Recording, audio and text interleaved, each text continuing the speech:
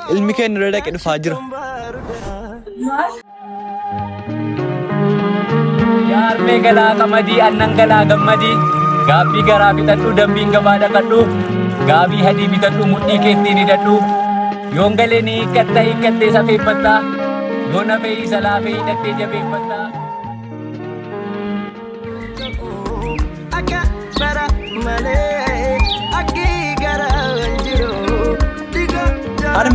Harmee. Maaliyyii sammoo gurbaa?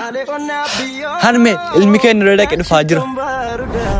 Maal? Kayaan bisaadiyoo diina rasaawudaa jooraan jawwaraa ilmi maqaan gatu waraana yaada kee dirree namoota.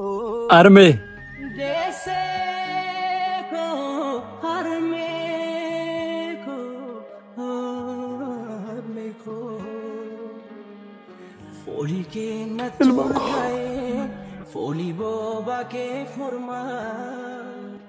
Haadha koo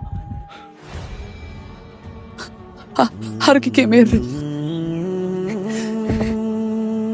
hin dhageenye hayyoo akkamiin si dhoksanii biyya eeguuf ba'anii dafqa qofaaf cabsanii suma toonatti mee akka inni hirmii ta'ee imaanaa nyaachuuni of kanuu gaafataa biyyaaf dhaabbatanii adaraa ba'achuuni gudeelcha ormaatiin haadha lammaffaatti daangaa yoo darbamu ciqilee tuffiitiin mirgirraa mulqamee lammii yoo sarbamu eegumsaaf muudamtee gaafa daraan biyyaa si itti kennamu waa sitti hin fakkaatu lafeen kee caccabu dhiigni kee gannamu egaan isaa dhaqoo gatii biyyi qabdu yaada koon herregee qaaman sirkaa fudhee bilaa isheetti hin kenne biyyaaf wareegee.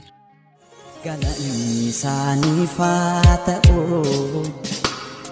lafee isaaniitiin ijaaramne dhiiga isaaniin wal suphine tooftaa diinaatti dammaqne yaaddoo taane yaaddeessine.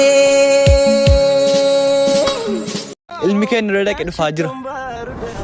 Maal?